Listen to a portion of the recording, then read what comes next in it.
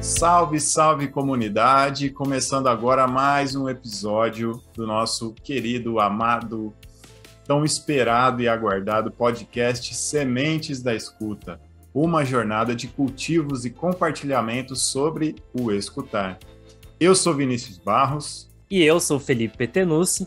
Hoje, mais um episódio da série especial Psicologias, com ele, Ronaldo Coelho, que é psicólogo e mestre em psicologia institucional pela USP. Seus trabalhos tomam por base a análise institucional do discurso como estratégia de pensamento na pesquisa, na clínica e na análise de grupos e instituições. Além dos atendimentos em consultório particular, hoje mantém o canal Conversa Psi no YouTube e oferece supervisão e formação continuada para psicólogos e psicanalistas por meio do seu curso online Análise do Discurso na Clínica Psicanalítica. Bacana demais, né? Bora escutar? Bom, estamos aqui então para mais um episódio dessa série Psicologias, hoje com o Ronaldo Coelho, como a gente disse, e queria começar perguntando o seguinte: quem é Ronaldo Coelho? Seja muito bem-vindo. Obrigado, Vinícius, é um prazer estar aqui, agradeço muito o convite de vocês, o seu, do Felipe, prazer conhecê-los.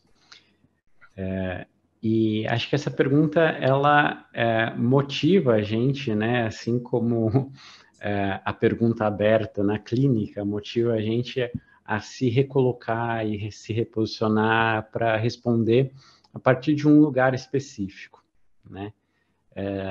Então, já aqui fazendo uma análise mesmo dessa posição, vou falar do psicólogo Ronaldo Coelho, né? Então, do profissional. Eu me formei pela USP já há mais de 10 anos. A gente fala assim para não deixar muito em evidência a idade, já que já vai chegando, né? Então, há mais de 10 anos a gente nunca sabe quanto tempo deu, né? Tá em aberto. Fiz o meu mestrado lá também em psicologia institucional, né? Em análise institucional do discurso, que acho que vai ser o tema que a gente vai tratar aqui. Depois de me formar, a minha pesquisa já foi na área hospitalar, né? Então, a instituição que eu estudei foi o hospital, mais especificamente o trabalho da enfermagem em unidade pediátrica. Depois, fui trabalhar no Hospital São Paulo e lá fui preceptor da residência multiprofissional. Trabalhei também com orientação de TCCs, né? Dei aula para psicologia médica e depois aí passei também por clínica de hemodiálise, né? O meu percurso na área de saúde ele foi aí intenso até que cheguei no consultório, né? E estou já no consultório há algum tempo, que eu não sei exatamente quanto tempo, exclusivamente no consultório, mas acredito que desde 2015, exclusivamente no consultório. E aí passei a ensinar a análise do discurso na clínica psicanalítica, a análise institucional do discurso, de uma forma livre, né? Não mais associada aí a algum trabalho de formação com alguma instituição de formação. E estou aí nessa até hoje. Em 2017, se eu não me engano, eu comecei o canal no YouTube, o Conversa Psi, que mantenho até hoje, que lá é onde as discussões ganham essa característica de contato direto aí com o público, de levar a psicanálise e a análise de discurso para além muros, né, da formação, da universidade, dessa dimensão mais do muro da psicologia e da psicanálise, né? Acho que é isso que eu Muito legal. teria aqui para... E assim, Ronaldo, muito bacana, estou muito empolgado para essa conversa e assim, a gente quer muito, como você já deu esse spoiler aí, que a gente vai falar sobre análise institucional do discurso, afinal, o que seria isso, né? Nós não conhecemos, estamos muito curiosos, Mas para você falar sobre análise institucional do discurso, que eu acho que é para introduzir o nosso tema, nossa conversa, queria que você explicasse como que você encontrou isso, porque eu acho que a história a sua história pessoal se introduzindo no universo de pesquisa e profissional, eu acho que diz muito também, né? A sua identificação. Como que foi esse seu encontro com esse tema e o que que é a análise institucional do discurso? Legal, bacana, Vinícius. Muito legal a pergunta, né, desse percurso. Então, desde quando eu entrei na faculdade, então acho que essa pergunta retoma desde lá do início mesmo, né, Vinícius? Quando eu entrei na faculdade, eu tinha muito preconceito com o consultório, a clínica exercida no consultório particular, né? E, em decorrência disso, um preconceito muito grande em relação à psicanálise. E qual era o preconceito? De que era uma prática muito elitizada e de que ajudava muito pouca gente, né? Então, até certo ponto, tem uma verdade aí, né? Pela história da psicanálise. Também pelo fato de que, como a gente atende um paciente durante 50 minutos, uma hora, a gente acaba tendo um fazer que é limitado a um número de pacientes por semana por uma quantidade de horas que você consegue atender, né? Que você não consegue realmente atender muito, você não consegue escalar esse tipo de atendimento e não poderia ajudar. Então, isso em si já fazia ser elitizado. Mas aí esse preconceito inicial fez com que eu, desde o início, na graduação, fosse buscar pelas práticas, né, ali que envolvesse a análise de grupos e de instituições. Então, os processos grupais, psicologia institucional, eu fui estudar já desde o meu primeiro ano, praticamente, ali da faculdade. Eu conheci a ideia, né, da psicanálise de grupos e de instituições já no primeiro ano, mas eu comecei a fazer grupos de estudos de uma forma autônoma já no segundo ano. Então, no segundo ano, eu estudei o Pichon Rivière, não sei se vocês já conheceram ele, né? Comecei ali estudando o Pichon Rivière, fiz um grupo de estudo sobre o Pichon, que foi muito interessante, assim, foi um divisor de águas, assim, que me aproximou da psicanálise por essa perspectiva. Eu falei, não, a psicanálise equivale à psicanálise do Pichon, dos grupos, né? E, na época, o Pichon, né, sendo ainda marxista, né, tendo aquela proposta, né, de pensar nessa perspectiva, então eu aderi com muita força, né, no começo. Só que aí depois fui lá, comecei a estudar instituições, conheci o Blair, conheci o pensamento do Caes ali, ainda bastante incipiente, o Henriquez. Falei, nossa, que legal, a psicologia institucional é mais legal ainda do que o Pichon e os processos grupais. E aí, no terceiro ano, eu era da turma nova, né, do currículo novo da USP. O que aconteceu? Eu entrei, vamos lá, agora vamos às datas. Eu entrei em 2004, lá na USP. E foi o primeiro ano do currículo novo. Então, o ano de 2003, que tinha entrado antes de mim, eles eram um ano de transição curricular. Então, muita coisa mudou de um ano para o outro, né? De 2002 para 2004 mudou muita coisa. E Sim. O de 2003 estava ali no meio. Então, o de 2003 fazia algumas disciplinas novas. E aí, a primeira vez que a disciplina de psicologia institucional foi oferecida, que é pela professora Marlene Guirado, foi em 2003. E aí eu falei, nossa, tem uma disciplina de psicologia institucional, não vou mais precisar estudar isso só por cursos fora. livres, né? Por fora, né? Aí eu falei, eu quero fazer. E aí, naquele momento, eu podia puxar essa disciplina porque tudo que ela tinha de pré-requisito eu já tinha feito no primeiro e segundo ano. Então, eu poderia fazer ela no terceiro. Ela era oferecida só para o quarto ano, mas eu fiz ela no terceiro. E aí eu era um aluno que, né, mais estudava e queria aprender e tal, né? Estava super empolgado por conseguir adiantar, inclusive, né, o curso. algo que para mim era tão interessante, importante e tal. E tinha uma parte prática dessa disciplina que era fazer uma análise institucional do discurso de um corpus discursivo qualquer, né? Sim. Então, a gente pegava um texto de jornal ou uma entrevista, e naquela época eu fiz uma entrevista com um policial militar, né? Legal. E aí fiz a entrevista, gravei, transcrevi e analisei a entrevista. E aí tinha a parte de apresentar essa análise para a turma. E aí eu fui lá e apresentei a análise. A professora Marlene Guirado gostou muito na época, e foi uma análise que eu gostei muito de fazer. Eu falei, nossa, caramba, que coisa legal. E aí a professora Marlene Guirado falou, Ronaldo, eu gostei muito do trabalho que você fez e eu tô com uma vaga para ser monitor dessa disciplina nesse ano que vem agora, né? Então passou um ano. Você topa? Eu falei, nossa, que convite maravilhoso, né? Como não topo? Já tô com a roupa de ir, né? Boa. Tá tudo certo. Né? Eu estava muito emocionado, assim, de poder fazer aquilo.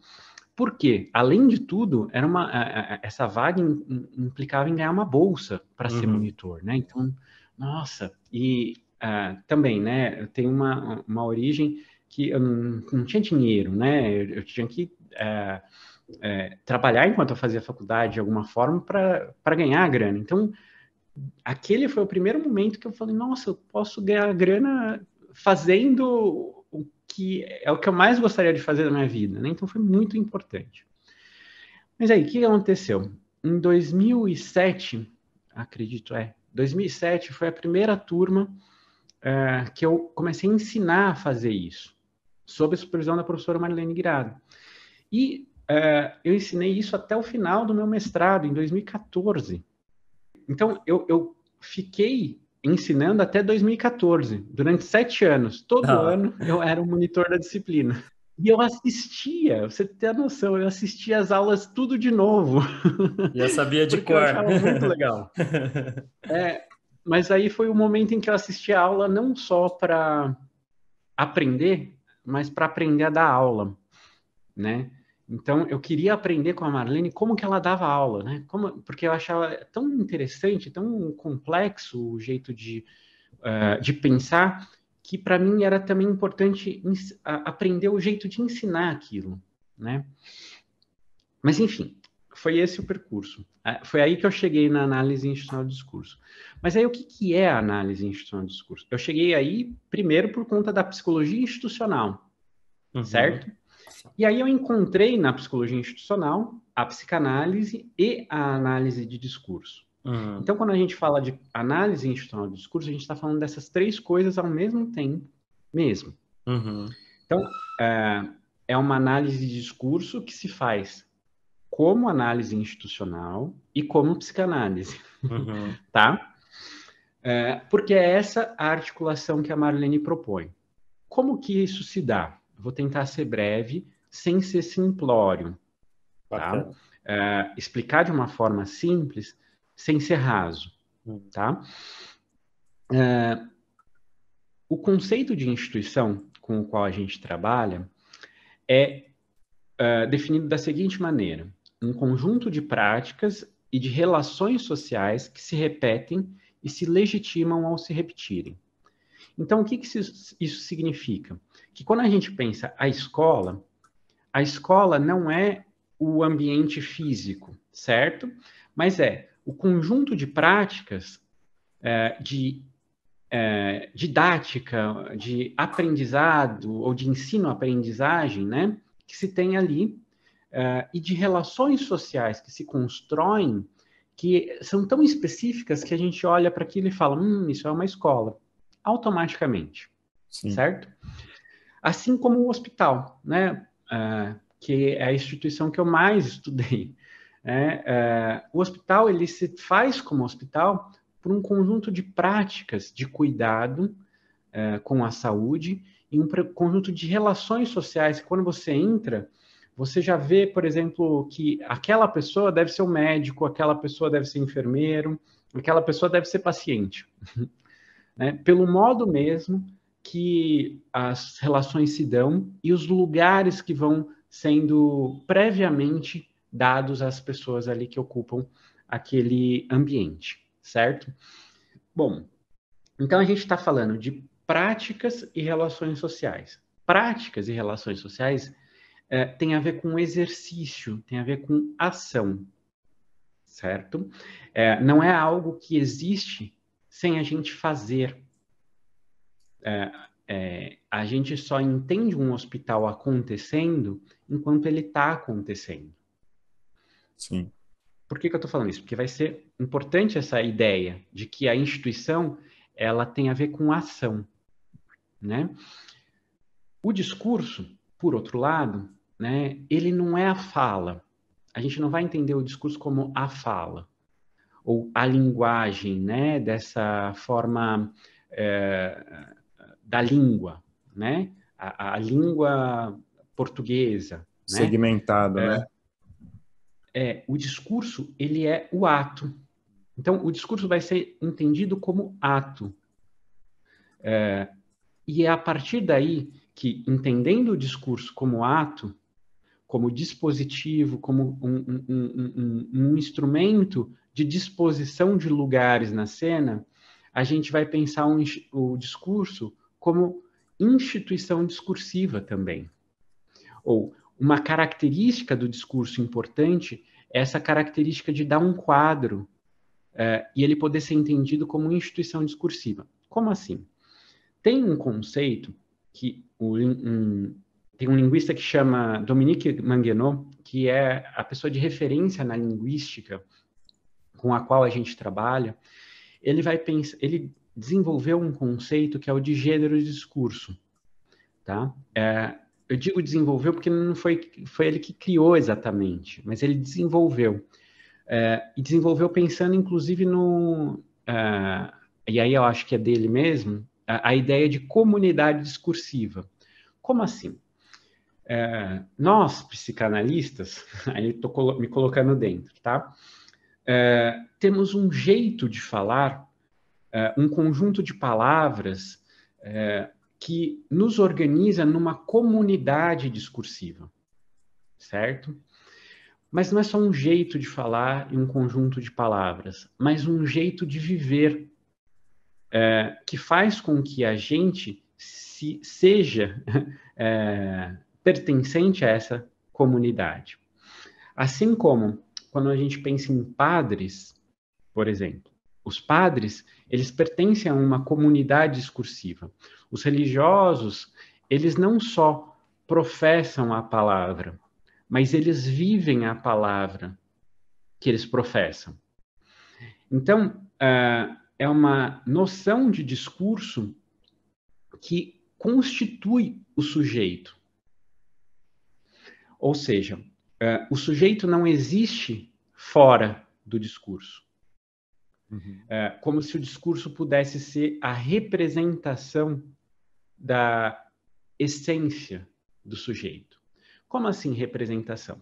Sempre que a gente fala ou usa a ideia de expressão do sentimento, o que está pressuposto aí é que existe um sentimento que é anterior e que por meio do discurso eu expresso, ou por meio da fala, ou por meio das minhas ações, eu expresso esse sentimento, certo? Essa é uma ideia clássica que a gente vai colocar ali ao lado da hermenêutica de uma concepção de discurso como representação. Então, o discurso seria a representação dos sentimentos, dos afetos, dos pensamentos, certo? Quando eu penso o discurso como ato, essa dicotomia, ela se desfaz.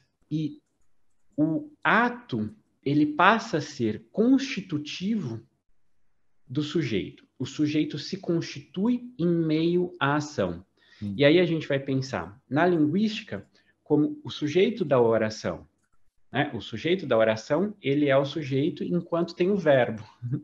né, ele se faz sujeito, ou seja, ele ganha qualidades, ganha todo um contorno de sujeito. Por exemplo, numa frase qualquer, ou vamos pensar num texto, vai, nesse ambiente, vai. No ambiente de um texto, de uma narrativa, onde você tem um personagem, Paulo, né? Ele vai ser Paulo a partir de um monte de ações que ele vai tendo ao longo daquela narrativa, que vai qualificando ele, certo? Então, esse sujeito, ele se constitui em meio a todas as suas ações. Bom, nesse movimento, a gente tem que, pelo gênero de discurso...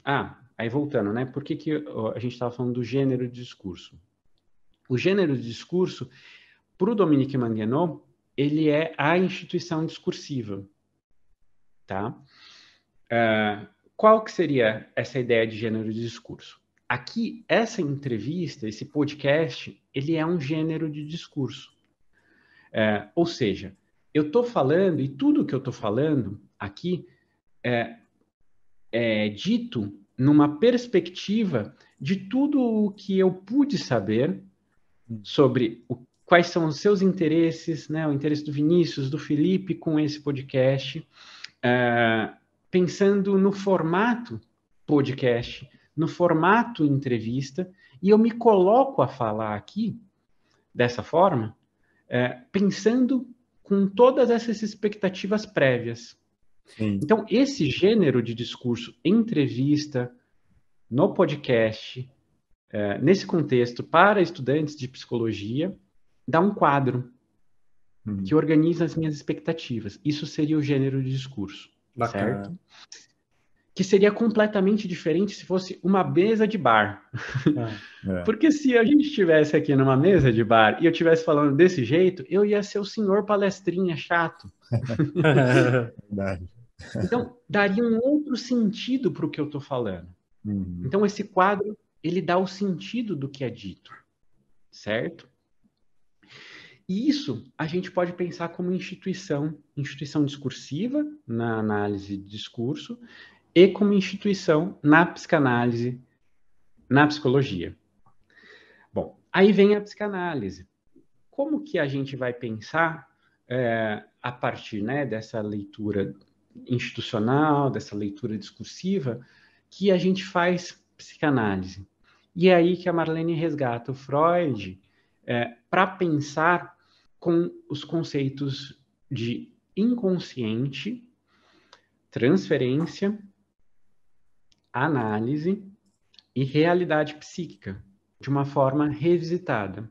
Então, é psicanálise por quê? Porque a verdade com a qual a gente trabalha, antes de tudo, não é uma verdade externa, mas é o que o Freud chamou e cunhou, né, como realidade, a realidade psíquica, que sempre é, como o Lacan vai trazer, da ordem do simbólico, para ter aí um paralelo, né?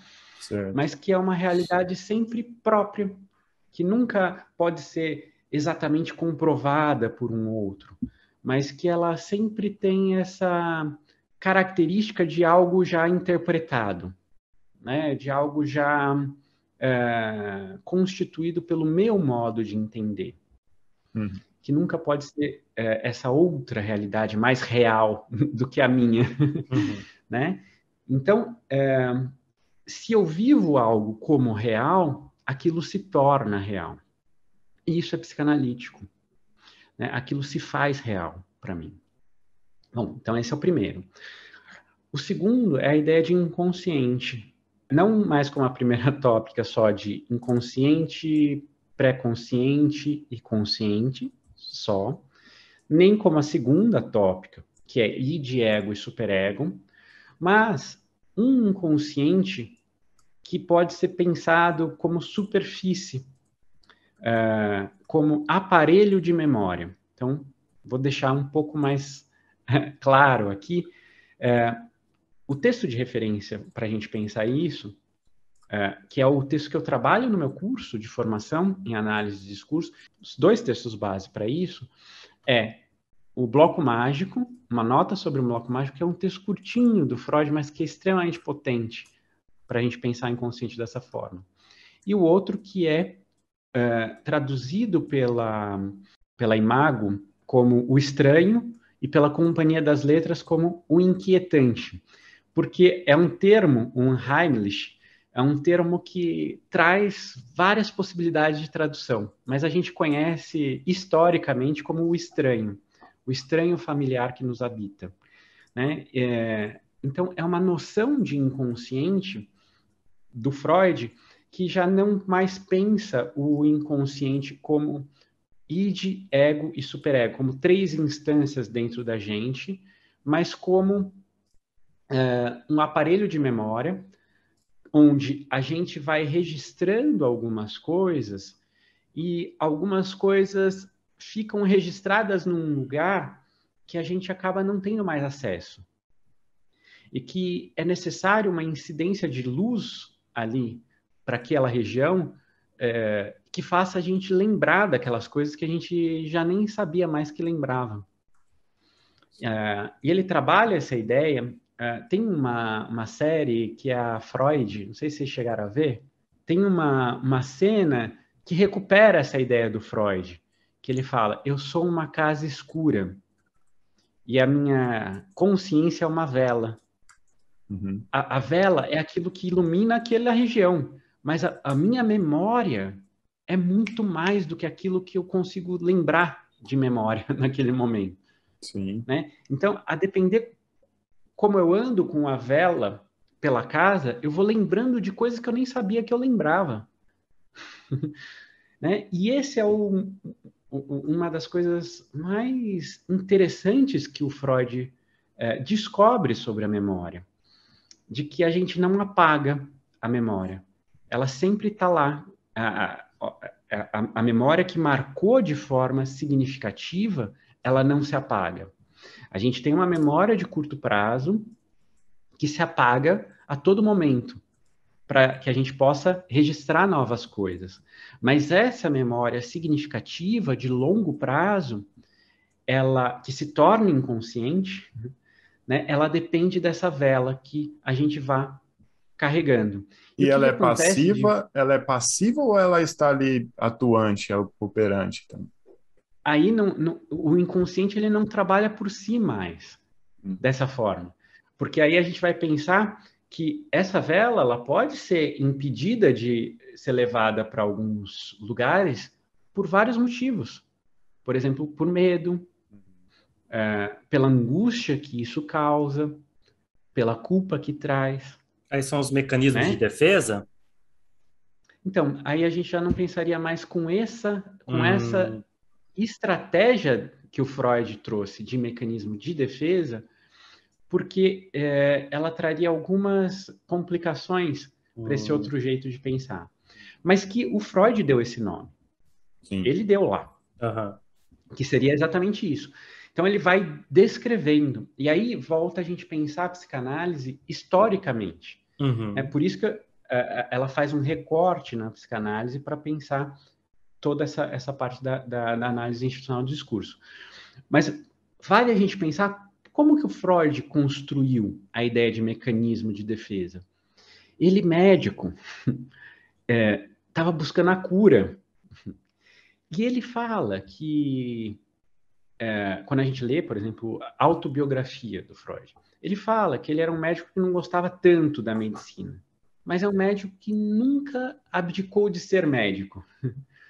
E que propôs uma forma de pensar a psicanálise a partir da medicina.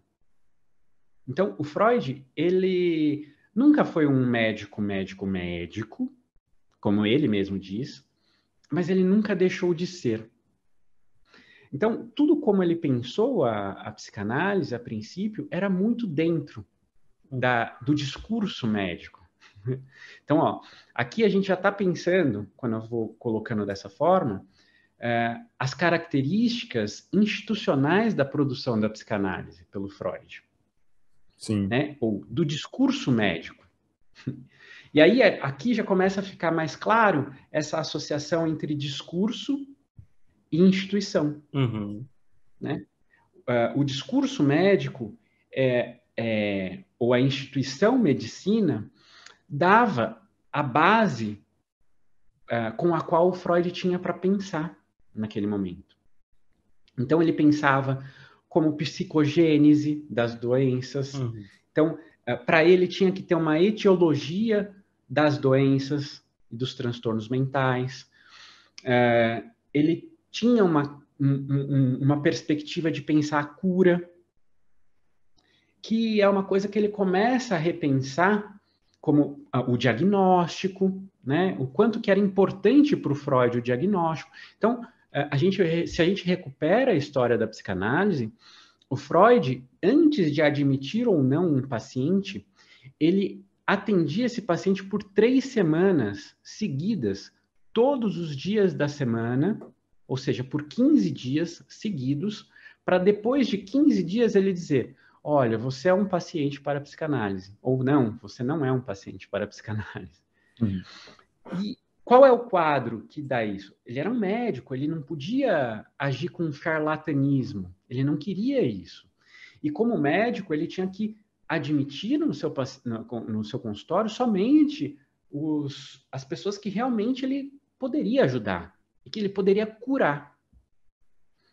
Então, quando a gente pensa hoje, o que a psicanálise pode dizer e fazer, com todo o avanço que a gente teve de discussões mesmo, né, até mesmo das evidências que a gente tem de como que realmente funciona a cura pela fala que o Freud lá atrás construiu, a gente pode ir pegando essa herança do Freud e trabalhar com ela como herança, poder analisar essas condições da produção freudiana nessa perspectiva que eu estou trazendo, né? E dizer, olha, isso aqui tem muito a ver com essa necessidade que o Freud sentia de ter uma etiologia das doenças mentais. E que talvez a gente não precise ficar com isso. Né? Assim como a herança, a gente pode olhar porque a gente tem já de produção de conhecimento científico e rigoroso e falar, talvez isso não nos sirva mais. Talvez isso atrapalhe um pouco mais o nosso processo de pensar a singularidade do paciente do que nos ajude. Por quê? O que a gente tem aí de muita produção de crítica? O Freud é um dos autores que foi mais criticados, né? Porque ele não foi só criticado dentro da psicanálise ou da filosofia. Ele é criticado em todas as vertentes, né? Na medicina. Então, como que a gente também olha para essas críticas à psicanálise, sobretudo as que realmente têm um rigor, não as quaisquer, não as que fazem uma crítica ad hominem, né? Para desmoralizar o Freud, mas aquelas que dizem a psicanálise, e essa eu acho que é uma crítica importantíssima, a psicanálise, ela objetifica o sujeito. Ou seja, ela constrói um sujeito a priori, que é o sujeito são. E tem um sujeito doente. Então, quando o Freud ele constrói lá características e tem esse furor, né, por encontrar um psicodiagnóstico e dizer, isso aqui é a histeria, isso aqui é a neurose obsessiva, isso aqui é a psicose, aqui é a perversão. Quando ele vai construindo isso e que ele abre, né, um caminho aí que é muito trilhado, tanto ali na escola inglesa, trazendo as posições, né, esquizoparanoide ou depressiva com a Melanie Klein, para sair um pouco dessa dimensão de concretude, ou mais a escola francesa que vai pensar que não, existe sim uma estrutura neurótica, desculpa, uma estrutura neurótica, uma estrutura psicótica, uma estrutura perversa, né?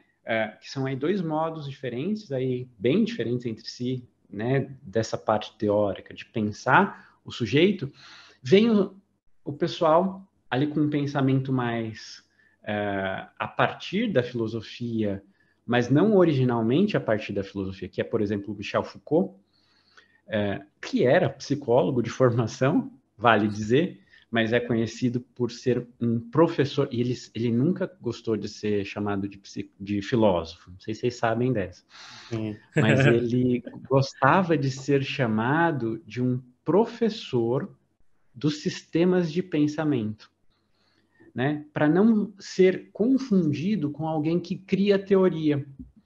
Por que o Foucault falava dessa forma? Porque a maior crítica do Foucault à psicanálise era essa, de que a psicanálise não... ela deixa de ser um instrumento de análise e de produção de conhecimento quando ela produz um conhecimento que se formata de tal maneira que ela diz, isso daqui é o sujeito.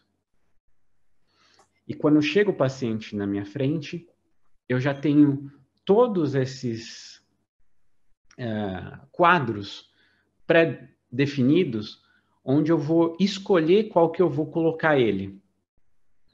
Então, aquilo que seria a singularidade do paciente vai ser uma singularidade formatada pela teoria. Ele faz até uma relação com o confessionário, né? Pois é. E aí ele vai dizer, né, que é o que se pode ou não dizer, né? O que é que cabe ou não dizer. E o analista, no momento em que ele tem essas palavras prévias, e aqui veja, eu fiz um parênteses para falar tudo isso lá no mecanismo de defesa, certo? Se eu entendo como mecanismo de defesa, eu já dou um sentido prévio para a ação do meu paciente. Seria um autoritarismo, assim, também, um pouco, né? Pois é, ele já está definido previamente. Eu não sei, está pressuposto que o paciente está se defendendo. Me lembra muito você falou que tem uma base marxista, né?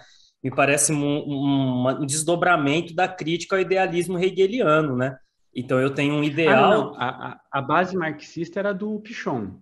Do Pichon, não aqui, não aqui. Mas me parece que filosoficamente falando, há uma crítica paradigmática a um tipo de fazer científico pautado em dicotomias, né?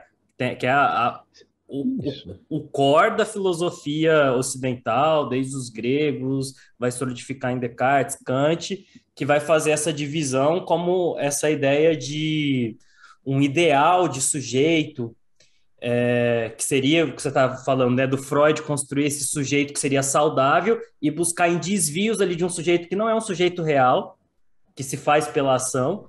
Me lembra muito, não sei se tem relação também, Ronaldo, com as críticas que eu vi a Sueli Rolnick fazer, só que é a partir do Deleuze e Guattari, onde há uma parte da psicanálise importante, quando o Freud vai se debruçar sobre a produção das psicopatologias a partir de uma sociedade contextualizada, né, historicamente, capitalista, ocidental. Só que a crítica que é feita é quando ele pega isso e quer universalizar. Acho que por essa questão da ciência positivista, dessa questão está muito forte dentro dele pela formação enquanto médico, em algum momento ele pega essa noção de sujeito e ele quer universalizar como se coubesse para todos os sujeitos. Fora, eu acho que um pouco disso que você traz, de uma visão mais híbrida entre o sujeito e o que ele produz, né? Que o Deleuze e Guattari vai qualificar o sujeito como produtor de realidade. Ele é aquele que produz realidade. Sim. Enfim, não sei se tem relação com isso. Não, tem relação sim. Tem relação, mas não é esquizoanálise, tá? Sim, sim. Porque daí, aí para diferenciar da esquizoanálise, a gente faria um outro podcast. E que não é no sentido de uma oposição por ter algo contra, né? Não é nesse sentido. Mas é de ter o rigor com o pensamento. Uhum. Mas a crítica que Deleuze e Guattari, sobretudo Deleuze, né? Deleuze faz a crítica e o Guattari ajuda a pensar, então, um outro possível, né? Uhum. Eu gosto de pensar essa junção ali, dessa forma. Mas é nessa linha mesmo. É disso que eu estou falando quando eu falo das críticas à psicanálise. Então, Uhum. Deleuze e Guattari fazem uma crítica e uma proposta de psicanálise que eles mudam, que daí já não é mais psicanálise, é esquizoanálise. Uhum.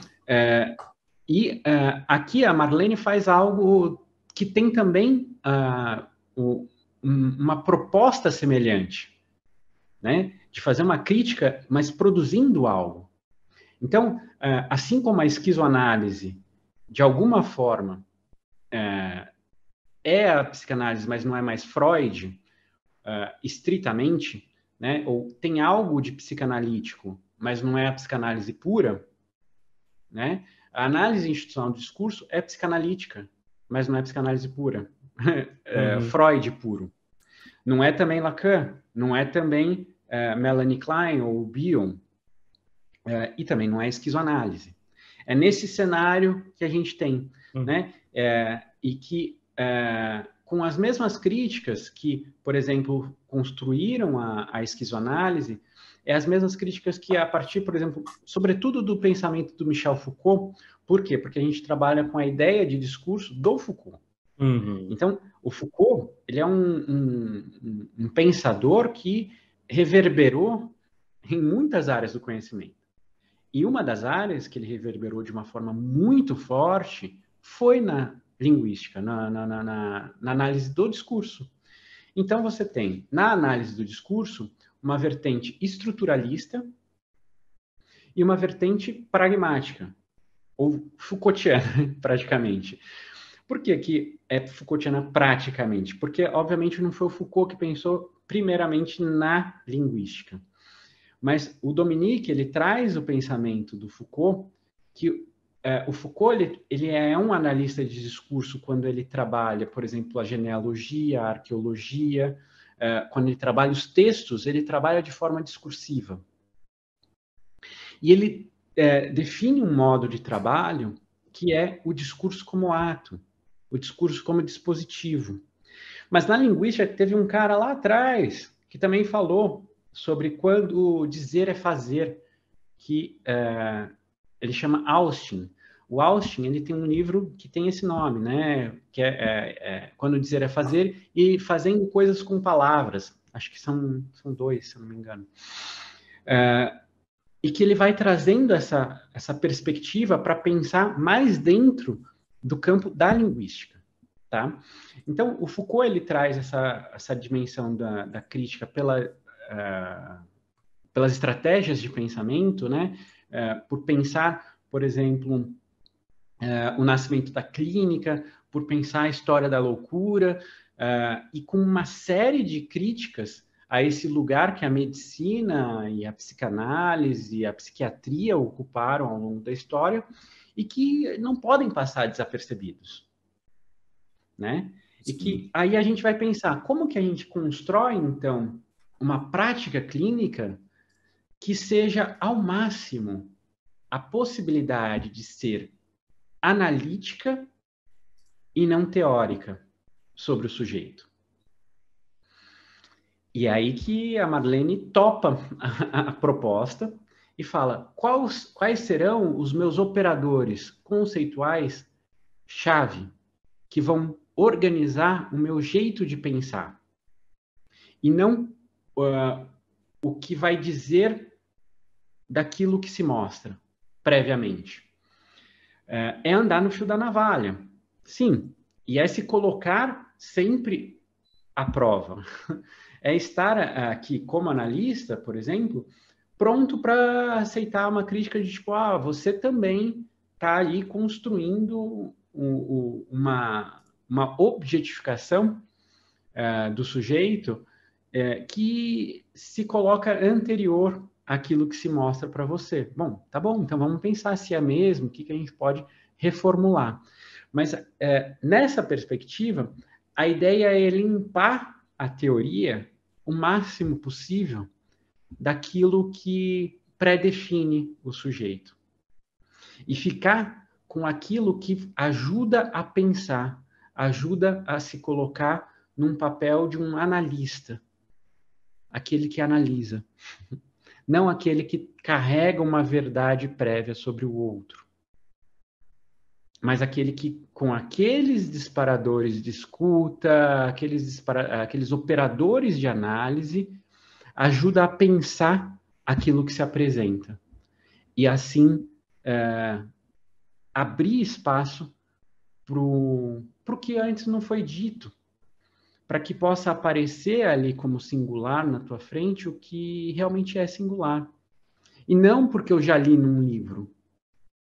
E não porque o Lacan disse, ou porque a Melanie Klein disse, ou porque o Jung disse, né? A gente deixou o Jung aqui de fora, porque todos os psicanalistas deixam ele de fora, por conta de uma questão histórica ali, de novo, institucional, né, que o coloca fora, né, desse pensamento, e que ele foi reformulando a forma de entender o inconsciente, por exemplo, né?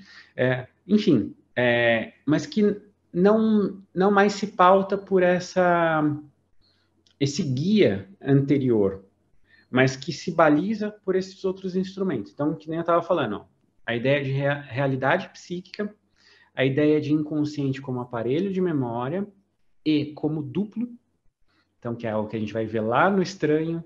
Então, no texto do Estranho, o Freud trabalha com essa ideia do estranho familiar que me habita.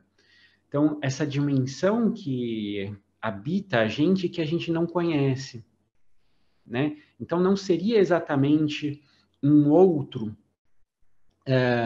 como uma instância que está dentro da minha cabeça como 3 bonequinhos ali, né? Que tem o superego, que é um bonequinho que fica mandando ir de calar a boca, e o ego que fala, não, peraí, não briguem, calma, eu resolvo, né? Que é quase isso, assim, né? Na segunda tópica. Mas o duplo, ele pode ser pensado como algo que é discursivo. Como assim, Ronaldo? Como assim discursivo? Na superfície do discurso. Bom, quando eu falo, você tem que cuidar mais de você mesmo. Discursivamente, tem 2 pessoas aqui. Você cuidando de você mesmo. Certo? Certo. Existe uma possibilidade de você ser algo que cuida de você. Entende? E isso é inconsciente, muitas vezes. Tem um vídeo meu que é como você fala com você mesmo. Que é justamente isso, de você pensar quando você comete algum erro. Como que você fala com você mesmo? Você fala, nossa, Ronaldo, de novo você derrubou aqui. Vou até usar aqui quem está assistindo no YouTube vai ver aqui a caneca do canal Conversa Psi, que é o canal onde está esse vídeo que eu falei para vocês. E vamos deixar também o link na descrição para vocês conhecerem lá, claro, o canal do Ronaldo, hein? Isso. E nesse vídeo eu falo, então, se eu derrubo essa caneca no chão e falo, nossa, Ronaldo, você derrubou a caneca no chão, cara, o que está acontecendo? Você está banado hoje? Veja, é uma postura compreensiva, dá para pensar aqui uma parte conversando com a outra, onde essa parte ela é compreensiva, não necessariamente permissiva, mas compreensiva. Ela faz uma pergunta, que é, o que está acontecendo que você está estabanado hoje? E a outra parte pode responder, nossa, acho que eu estou cansado, né? Poxa, estou mesmo... O que está acontecendo, né? E essas partes passam a conversar dessa forma, né? Então tá na superfície do discurso esse duplo, sabe?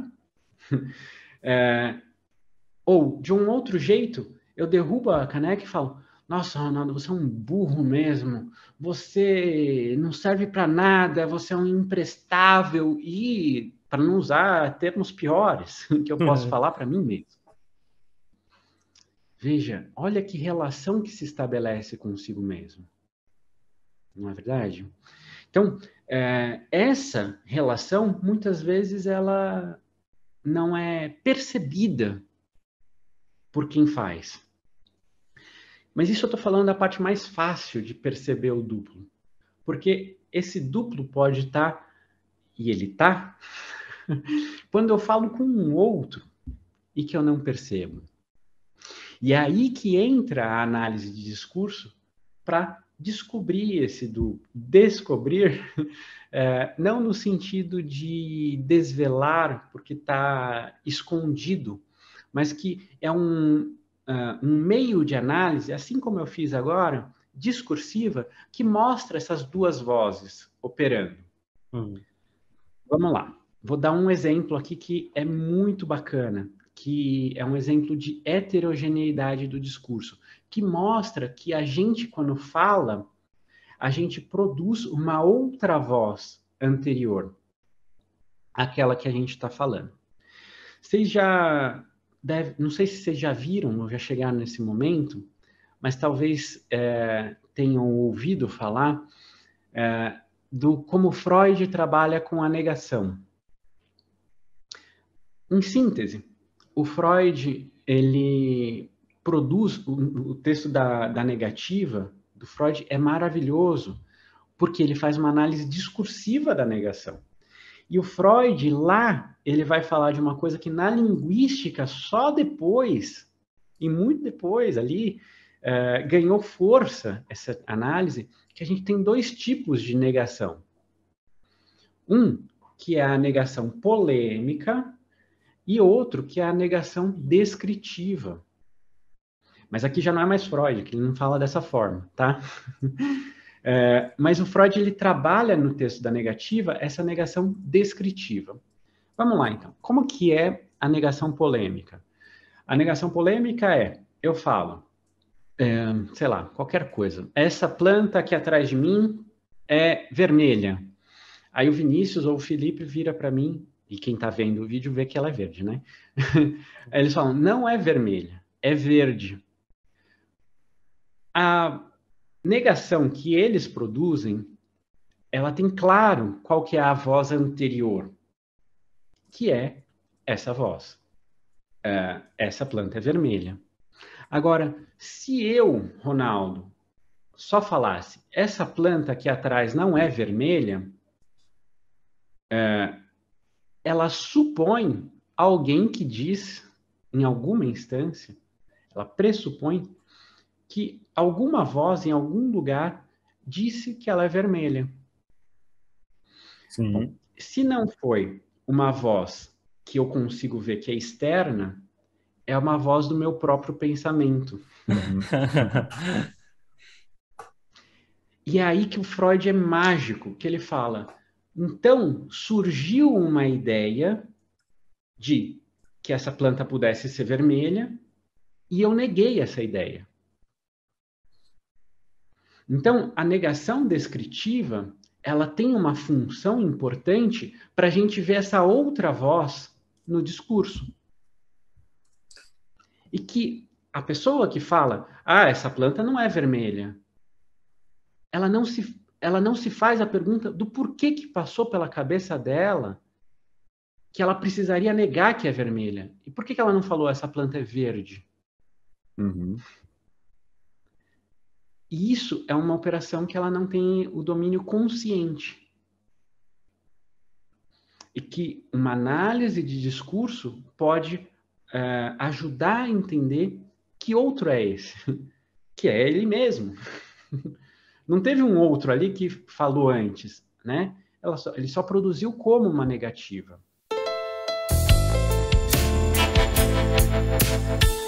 Eu já vi isso num outro contexto, não sei se é a mesma coisa, mas, por exemplo, o paciente chega na clínica e fala, eu sonhei com uma mulher e tal, não é minha mãe. É Uhum. como Esse é se... o texto da negativa do Freud. É, né? Ele usa esse exemplo. Como se... Ele, Então, uma outra é, voz que falou, mas é sua mãe? E aí tem a ver com ato falho? Eu não sei se... Eu também tenho um não, exemplo que é o seguinte, ó, uma professora, colega, me disse que um pai de aluno se queixou de uma figura na parte de biológicas ali e tal, que era uma figura do corpo masculino que tem o pênis, né, para se ensinar para as crianças. E ele estava dizendo que isso não precisava estar ali, porque isso era desnecessário, que para ele tinha uma conotação sexual, né? Então, parece que a conotação sexual é ele que percebe, né? É uma coisa que está chegando a ele e ele está precisando reagir a isso.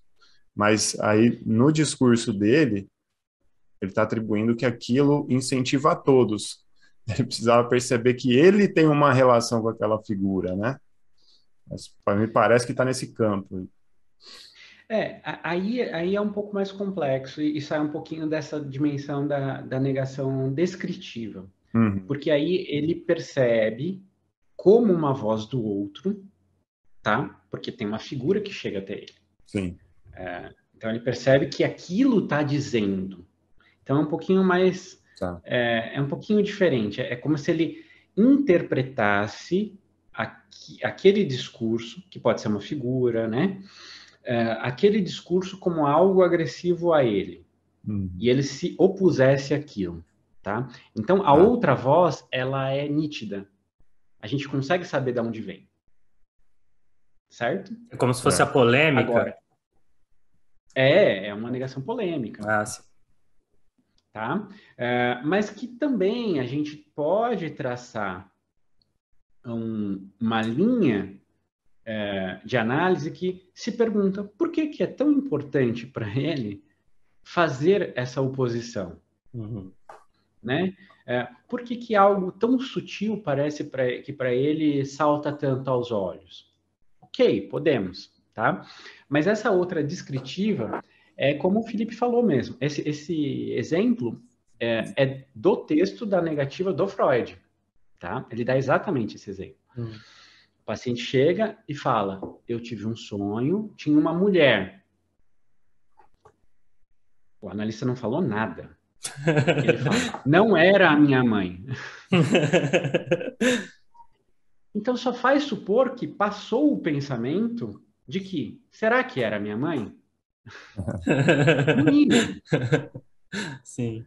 E aí o Freud vai dizer: se passou o pensamento, por estratégia clínica da livre associação, tá, gente? Uhum.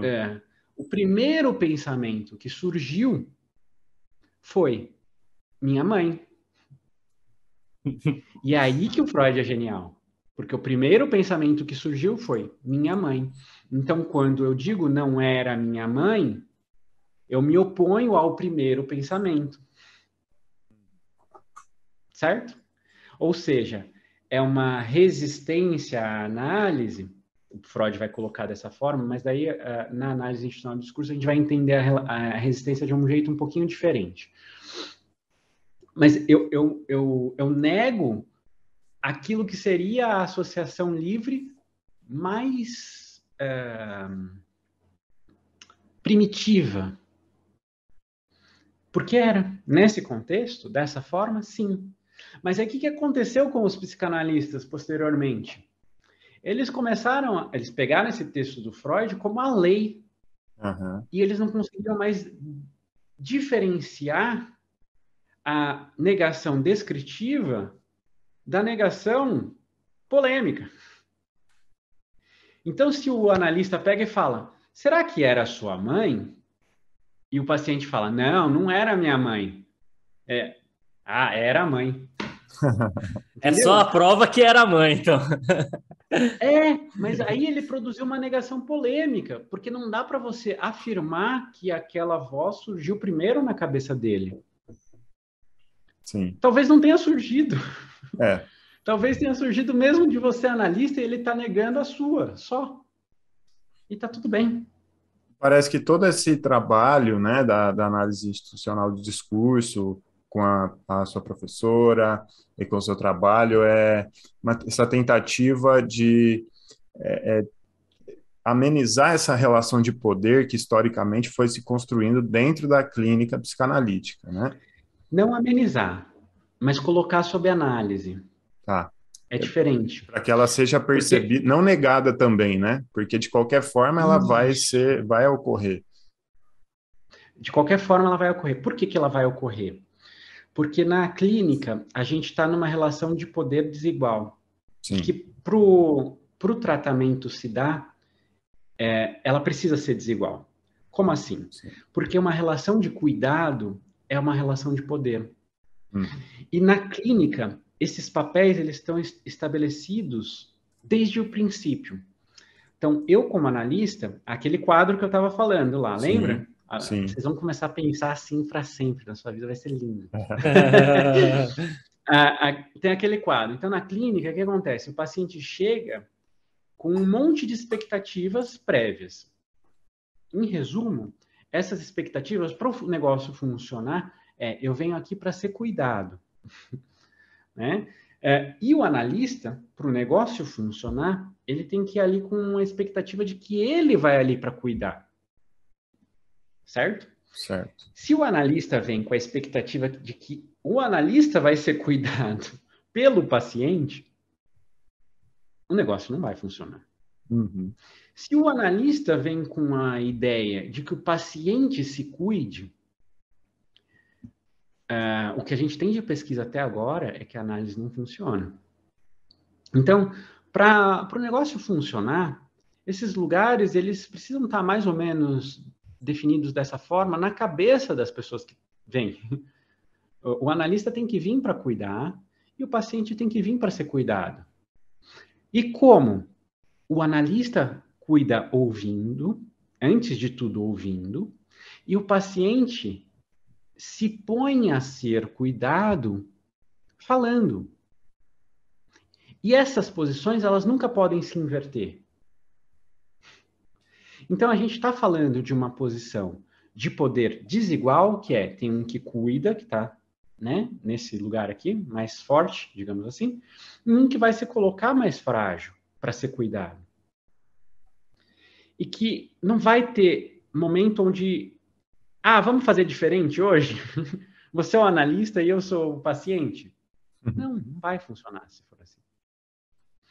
Mas não que essa relação de poder, ela é repressiva. Ela Sim. pode ser uma relação de poder que produz uma subjetividade livre. E agora aqui eu vou mostrar outra parte da caneca. Olha que legal. Também só para quem está assistindo no YouTube, ó. Aqui, ó. Vou fazer igual blogueirinho, que põe a mão atrás. Aqui, ó. Foi. Pelo cuidado de si, como prática de liberdade. É uma frase inspirada no Foucault.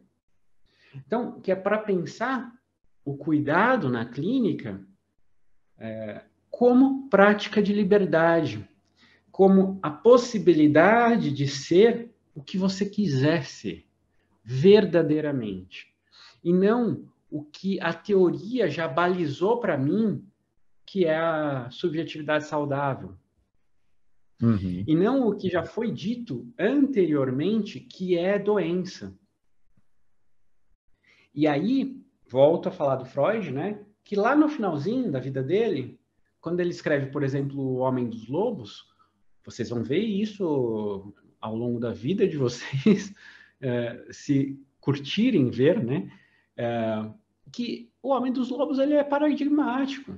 Se você dá um Google, Homem dos Lobos, é o caso paradigmático da psicanálise, onde o Freud admite a incerteza diagnóstica. E que ele fala que o mais importante é se colocar a pensar. E como que a constituição da subjetividade pode ser múltipla. E que pode não se encaixar em nenhum diagnóstico prévio.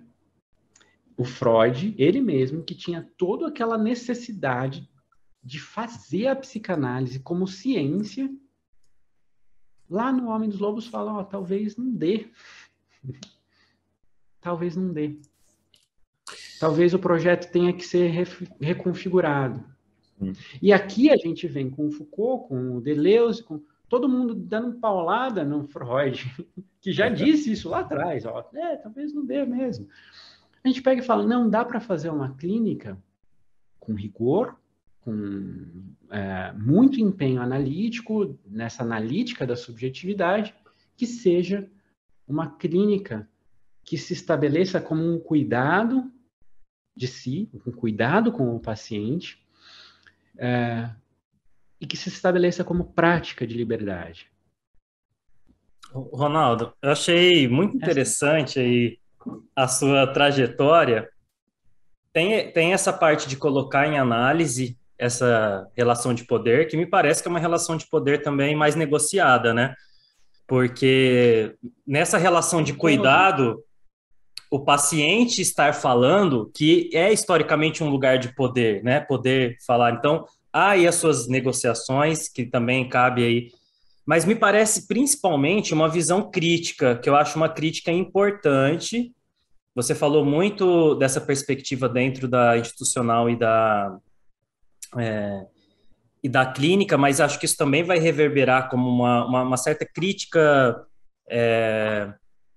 a esse paradigma científico mais eurocêntrico, digamos assim, que vai culminar também na pesquisa. Você traz aí o Foucault, mas eu me lembrei muito do Bourdieu também. Bourdieu que vai trazer o seu conceito de hábitos, que me lembra um pouco esse outro conceito que você traz da comunidade discursiva, né? Porque o hábitos no Bourdieu, ele também compõe os valores, o aspecto cultural, as produções políticas dentro de um grupo que compartilha uma espécie, ele vai chamar de estilo de vida, né? De uma posição. Mas eu queria aproveitar esse gancho que você trouxe dentro dessa sua trajetória, que começa na institucional, então você começa quebrando os muros da clínica, que é uma coisa que quem está em formação escuta muito, para retornar a ela. E me parece que é um retornar a essa clínica de um outro lugar. E nessa parte da entrevista, a gente vai se direcionar um pouco mais para essa temática da escuta, e eu gostaria de fazer essa pergunta já dentro da questão da escuta, é como esse outro fazer clínico que você está trazendo na sua jornada, que vem pela análise do discurso, como que esse fazer clínico vai produzir uma escuta clínica? O que você entende, então, que é uma escuta diferente, é uma escuta que vai trazer uma outra visão sobre esse próprio processo, porque já é muito potente essa visão de um discurso que é ato, né? Porque me parece que é uma reconciliação com uma realidade concreta. É uma tentativa de se reconciliar, isso que você fala de um quadro, com um contexto que há relações de poder, há relações políticas, há relações sociais, que não podem ser deixados de fora nessa análise. Então, eu gostaria de saber qual é essa relação entre essa sua... a análise do discurso dentro dessa sua reconciliação com a clínica, né, dentro dessa perspectiva de escuta. Legal, Felipe. Eu acho que eu nunca falei disso dessa forma. E eu acho que esse contexto, ele possibilita eu falar dessa forma. Eu só topei ser psicanalista por conta disso mesmo. Porque eu fui entendendo que a minha crítica à psicanálise tinha a ver com a verdade que a psicanálise professava. E que,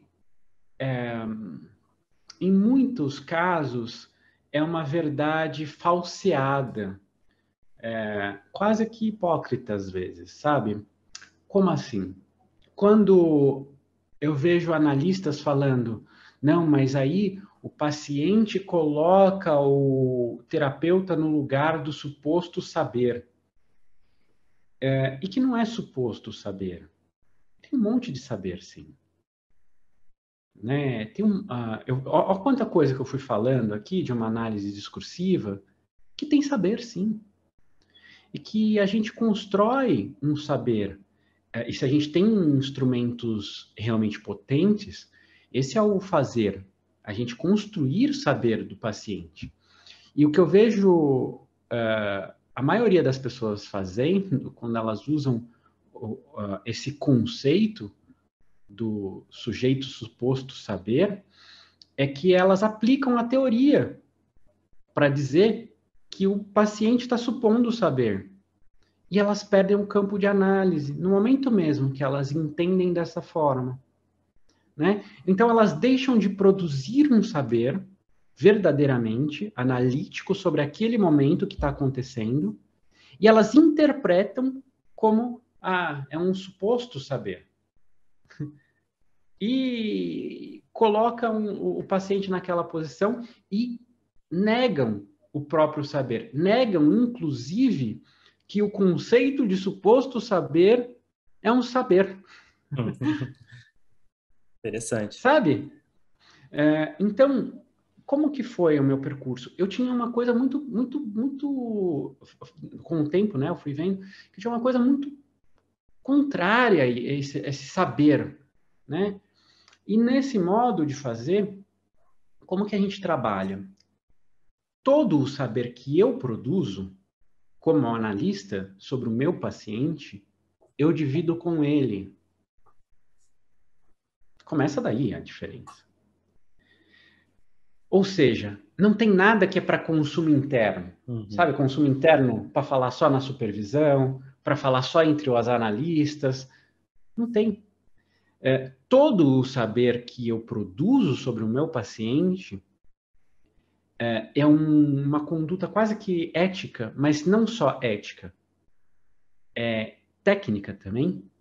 É necessário que eu possa, de alguma forma, compartilhar com o meu paciente para que seja um saber compartilhado e que ele possa produzir junto e que o saber que eu construo possa ser colocado em xeque. Por isso que eu falei que eu vou usar a resistência aqui, mas no termo Foucaultiano de relação de poder-resistência, e não mais na resistência freudiana, para que o meu paciente possa resistir. Agora aqui, como relação de poder, e falar, Ronaldo, acho que eu não concordo. Para que ele possa fazer uma negação polêmica e a gente avançar, por exemplo. Porque aí, isso é o que de imediato a gente vai ver como uma diferença abissal desse modo de fazer para os outros. Porque quando eu entendo a negação polêmica diferente da negação descritiva, e eu faço alguma coisa e meu paciente fala, não, acho que não. Eu entendo aquilo como um disparador que eu tenho que seguir por onde que ele vai. E eu entendo a minha intervenção não como, é resistência dele, então é a minha verdade, e nem como, como eu sou burro, não era para ter falado isso. Eu nem sei fazer uma análise direito. Não, mas eu entendo como a negação polêmica partindo daquele ponto, para onde ele vai? E eu continuo analisando. Eu continuo seguindo ele. Eu dou a possibilidade dele se posicionar de forma livre a partir do saber que eu posso construir como analista sobre aquilo que está sendo dito, sobre o que ele está me contando. Então, a relação de poder, ela se intensifica nesse sentido de que eu não fico dentro de um pedestal de que eu nunca falo e só falo para o resto da vida. E o paciente que se lasque lá com as questões dele, porque ele tem que fazer o caminho dele sozinho. Porque esse também é um saber. Aí, tá vendo? Suposto saber. Se o paciente... desculpa, até inverti aqui, ó. Isso é um ato falho. Se o analista fica em silêncio e o paciente está angustiado, pensando, por que o meu analista não fala? O que ele quer de mim? Essa é a cena clássica da construção do conceito de suposto saber, tá, gente? Cena clássica. O paciente está lá angustiado e fala, mas você não fala nada. E o analista do seu lugar de saber, que é suposto o cacete, vai pegar e falar, sujeito suposto saber. deve ser... Por que ele acha que eu tenho que falar alguma coisa? Faz 50 sessões que o analista não fala nada. Tipo, o analista não me ajuda a pensar. O analista não ajuda eu a lidar com a minha angústia, não no sentido de aplacar a angústia. Aqui a gente está numa discussão séria, né? Não no sentido de ser, não pode angustiar. Não, mas no sentido de ajudar a pensar sobre a vida, de ajudar a pensar o que pode estar acontecendo com aquela pessoa, de ajudar a pensar sobre a história dela, de ajudar ela mesmo a lidar com a vida dela, que ela não tá conseguindo. O analista não faz. Ele não faz aquilo que seria o seu lugar, o seu papel nessa instituição. Pô, é como eu ir num açougue e falar, o senhor tem carne, por favor? Ele fala, não, aqui a gente só vende sorvete, mas... Ou nem fala, né? Porque o suposto saber é isso. Não, o que é carne? Fale mais sobre isso.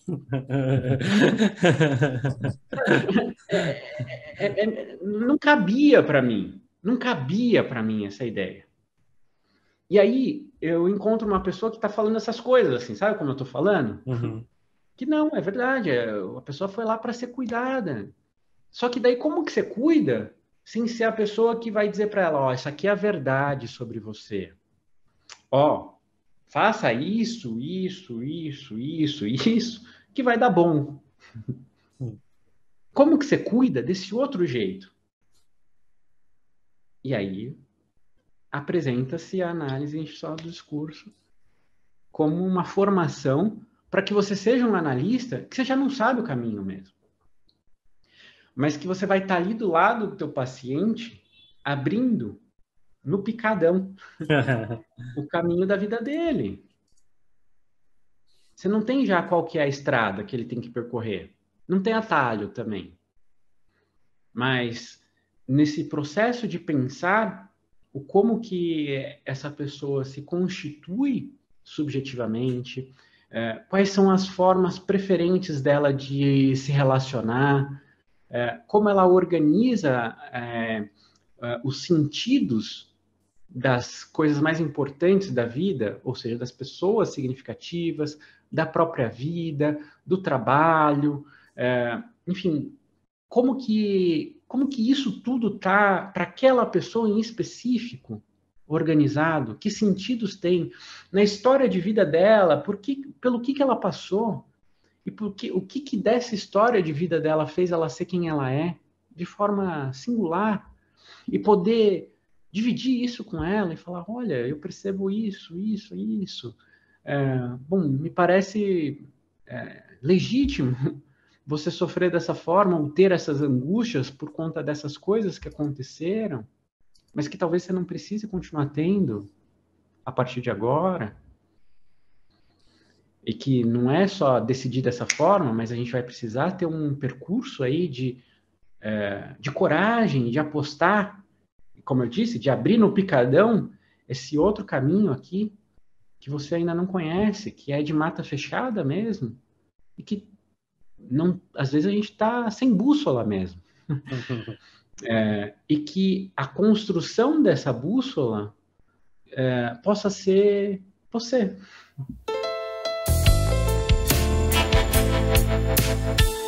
Então, Ronaldo, você me faz pensar muito sobre responsabilidade social aí, né? Essa forma de analisar a relação de poder e de reconstruir essa relação de poder, porque eu entendo que existem uma produção de sofrimento psíquico de toda essas relações super desequilibradas de poder que a gente vive na sociedade. E se a clínica for mais uma relação de poder que não está voltada, como você coloca aí, para a liberdade, né, e para a assunção aí da responsabilidade por parte das duas pessoas que estão ali na clínica, parece que realmente não vai ter um bom resultado, né? Parece que o sujeito vai sair talvez mais adaptado, talvez, enfim, querendo reequilibrar suas forças ali, mas não vai mudar, né? Porque é isso, porque senão a gente vai estar fazendo uma clínica para adaptar as Adaptar. pessoas. E essa é a grande crítica, né? Dessa subjetividade que está formatada antes e que você faz uma terapia para que a pessoa se adapte. E aí, dentro dessa escuta, agora sim, saindo um pouco da clínica, sobre essa escuta mais social, mais ampla, sobre essa produção, hoje que a gente vive, pandemia nem se fala, mas a gente já tem um desequilíbrio muito grande nas relações. Como que é a sua escuta? Pensar que essa clínica, partindo aí da análise institucional do discurso, como você produz a ideia e nos traz uma clínica voltada para a liberdade, o cuidado para a liberdade, como que essa sua escuta para o social, para isso que participa da produção daquilo que a gente vai classificar como sintomas, como sofrimento psíquico, como que é o seu olhar agora como um Ronaldo fora da clínica que observa esse coletivo, essa sociedade? Começando pela liberdade, né? A liberdade, a ideia Foucaultiana de liberdade, ela é também posta como ato, que ela só pode existir, ela só pode existir como exercício, como prática de liberdade. E o que ele vai falar, né, como prática de liberdade? É a possibilidade. Então, a liberdade não é poder fazer tudo, né? Tem pessoas que entendem dessa forma e é a compreensão mais absurda e fora de contexto possível, né? Isso é onipotência, poder fazer tudo é onipotência, não é liberdade. Sim. A liberdade, o Foucault coloca como a possibilidade de poder fazer diferente, né? Não é poder fazer tudo, mas eu posso pensar diferente do como eu penso? Então, se a resposta é sim, beleza, né? Eu posso ser diferente do que disseram que eu tenho que ser, né? Obviamente, qualquer tipo de escolha implica em consequências, né? Quais são as consequências de eu pensar diferente? Quais são as consequências de eu agir diferente? Então, a liberdade implica responsabilidade, sem sombra de dúvidas, né? Agora, se o efeito de eu pensar diferente pode ser, por exemplo, eu morrer, bom, eu não sou livre, né? O prisma ali característico para a gente pensar a liberdade. Então, a possibilidade de ser diferente seria uma prática, ou seja, é só quando eu estou exercendo essa possibilidade de pensar e ser diferente é que eu vou me constituindo de fato livre. Bom, então trazendo isso para hoje, onde a gente tem que as coisas são tão pré-formatadas, né? Onde a gente tem que até é um dado estatístico de que os transtornos mentais serão a primeira causa de impossibilitação para o trabalho e a vida. A OMS já tem isso, vai passar todas as outras doenças, né? Ou seja, aquilo que impossibilita de viver. O que está acontecendo, né, na nossa sociedade, no nosso tempo, que faz isso, que produz esse tipo de vida, onde a gente se torna cada vez mais ansioso, mesmo como um conjunto de sintomas que leva ao adoecimento orgânico, que leva a gente a ficar realmente doente, né? Leva a gente a deprimir de tal forma que não conseguimos mais dar cabo da própria vida. Que modo é esse que a gente está construindo para se viver, onde a gente tem realmente poucas possibilidades de ser diferente, né? Justamente pela interconexão,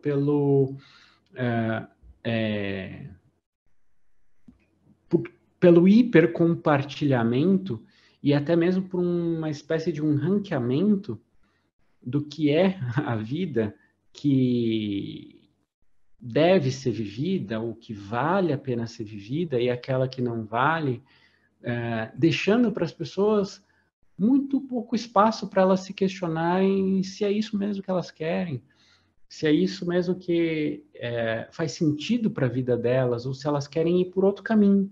Por exemplo, como se qualquer outro caminho fosse inadequado a ponto de não valer a pena, sendo que para a pessoa, muitas vezes, é aquele caminho que vale a pena. Então, aqui a gente tem um jogo básico da produção de um tipo de adoecimento depressivo muito característico, que é a vida que para mim faria sentido seguir, não faz sentido nesse mundo, ou eu entendo que não faz, e eu não me arrisco por ela. Só que nenhuma outra faz para mim. Então, eu simplesmente fico fora ali do contexto possível de dar conta, né? de dar sequência a essa vida. No outro caso, eu preciso tanto, né? Não como únicos casos, mas bastante característicos esses dois, preciso tanto corresponder e me adequar àquilo que está definido, né, como o perfeito, como o que deve ser seguido, que não há espaço para o novo de nenhuma forma. Não há espaço por se permitir ser diferente, mas também para aquilo que é errático, para aquilo que é errante, para aquilo que é imperfeito, dentro daquilo que foi estabelecido como perfeito. Legal. E hoje, o que está estabelecido como perfeito é vazio, na maioria das vezes, dessa busca, onde a pessoa é a própria bússola, né? Ele é esvaziado disso. Então, muitas das pessoas que ocupam esse lugar, elas referem sentir um vazio. Porque é um vazio porque está fora dessa conexão. Não é um vazio que ela não é um caminho que ela construiu, ainda mantendo a metáfora do caminho, não é um caminho que ela construiu por ela mesma, mas é o caminho que ela escolheu trilhar porque já estava pavimentado. E quando ela percorre aquele caminho, ela não se sente verdadeiramente feliz naquele percurso, né? Então, eu acho que sim, nós como sociedade temos sim que pensar esses modos de ser que nos fazem adoecer. Parece que é uma série de mecanismos aí de controle, né, também, que atuam nessa ideia de fornecer caminhos para a gente trilhar, uma espécie de uma ilusão da escolha, né? Como se a metáfora de ir no mercado e escolher ali entre algumas marcas fosse liberdade, enquanto isso já foi, na verdade, escolhido previamente por nós, essas possibilidades que a gente tem para trilhar, né? Então, com seus papéis sociais, que já tem ali o script, e a gente não só vai seguir porque é mais fácil, porque é mais cômodo, mas também porque a gente está dentro de um sistema social, político de poder que nos impõe, né? E mais do que isso até, Felipe, a gente está num momento que a gente ainda não sabe entender ainda muito bem, mas a gente está começando a ter uma ideia que é esse das redes sociais. Porque, para além dessa dimensão, hoje a gente está vivendo um processo que eu tenho chamado de avatarização. Não sei se alguém já falou antes, mas que é aquela brincadeira do e fora do Stories, como está a tua vida? Uhum. Como se a gente pudesse ser uma pessoa para o Stories e não é mais um perfil. A gente é uma pessoa na rede e a gente pode ser outra na vida real. Uma avatarização naquela dimensão mesmo do Black Mirror, onde você constrói um bonequinho que é você e o seu bonequinho é que faz tudo. Né? Tem lá um episódio que as pessoas só pedalam a bicicleta Sim, e sim. depois vai para um quarto. A gente está vivendo isso agora com a pandemia. Muitas pessoas estão vivendo isso. Que, que nem eu estou aqui com vocês dentro dessa sala. Né? É daqui que as coisas acontecem. E daqui que eu me relaciono com o mundo. Isso vai criando uma sensação de que a gente é um perfil do Instagram, do Facebook, do Twitter, que se relacionam com as pessoas por lá, e a gente é outra coisa aqui. Sabe? E esse perfil, para ele sobreviver na rede, né, para ele ter like, para ele ter interação, para ele aparecer no feed, ele precisa ter ali algumas coisas que faz. E a gente vive isso com a tiktokização das profissões, por exemplo, que é uma coisa super séria, porque se a pessoa não faz dancinha no Instagram, ela não aparece. Ronaldo, nós vamos te chamar aqui de novo para falar de rede social, hein? Eu ia falar Porque acho que é exatamente muito isso. importante. Porque esse é o ponto, e que a gente ainda não produziu conhecimento suficiente para a gente entender o que a gente está fazendo da gente. Parece que também tem um medo de entrar muito fundo nessa reflexão, porque isso vai impactar toda a nossa realidade hoje, né? Então, o nosso trabalho, nossas relações afetivas, entre outras coisas, nossa forma de consumir, os nossos desejos de consumo e de afeto e tudo mais. Então, acho que problematizar isso é algo que desestrutura muitas relações, né? Então, acho que eu vejo pouca produção hoje de conhecimento, pouca discussão, porque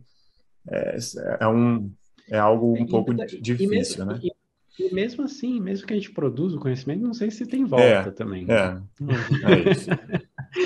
Felipe vai fazer aquela última pergunta na lata, que é para a gente fazer o encerramento do episódio. Vai lá, Felipe. Só antes de ir na lata, queria te agradecer, viu, Ronaldo? Foi um papo incrível. Dá vontade aí de aprofundar nos estudos, fazer seu curso, enfim. Você foi muito generoso com a gente.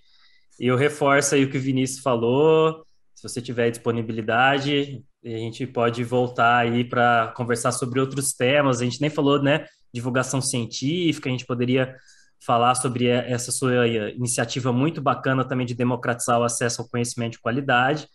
Mas eu quero te fazer uma pergunta na lata, e a proposta também é uma resposta na lata, que é o seguinte, Ronaldo, afinal de contas, levando tudo isso em consideração, o que é escuta? Uau! Eu penso sempre para a escuta como algo que não é passivo, né? É algo que implica também em falar. A gente só escuta verdadeiramente se a gente acompanha aquele que nos fala, né? Se a gente se coloca num movimento ativo de percorrer o percurso que aquela pessoa está percorrendo. E com esses operadores, que a gente foi falando aqui um pouquinho, de trazer essa dimensão de, peraí, mas onde que eu percebo que o outro não percebe nesse caminho que ele vai fazendo? Onde que eu me perco no caminho que a gente vai fazendo junto, né? Então, a escuta, ela tem a ver com esse negociar do próprio do discurso enquanto a gente escuta.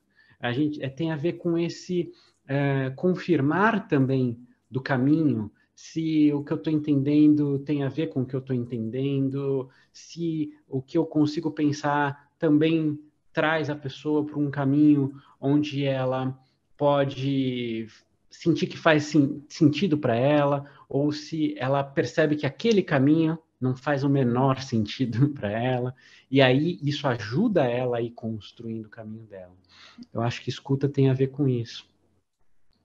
Isso aí. Ronaldo, muito obrigado mais uma vez e até a próxima conversa aqui com a gente.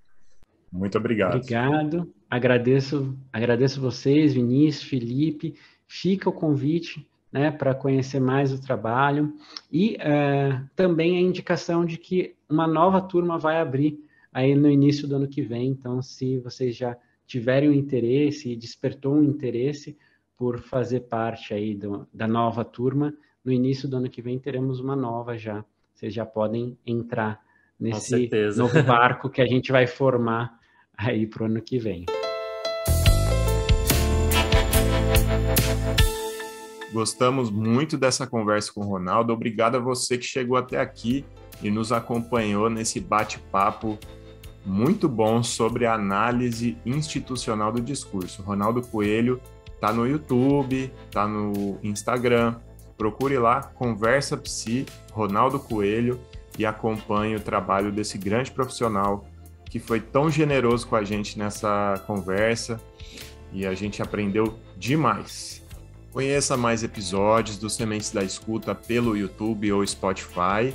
Se quiser entrar em contato com a gente, estamos lá no Instagram e também pode ser pelo e-mail, sementesdaescuta@gmail.com. A idealização e coordenação do podcast é de Vinícius Barros e Felipe Petenucci, trilha sonora de Marcos Máximos e identidade visual de Cami Vince. Obrigado pela escuta e até o próximo episódio.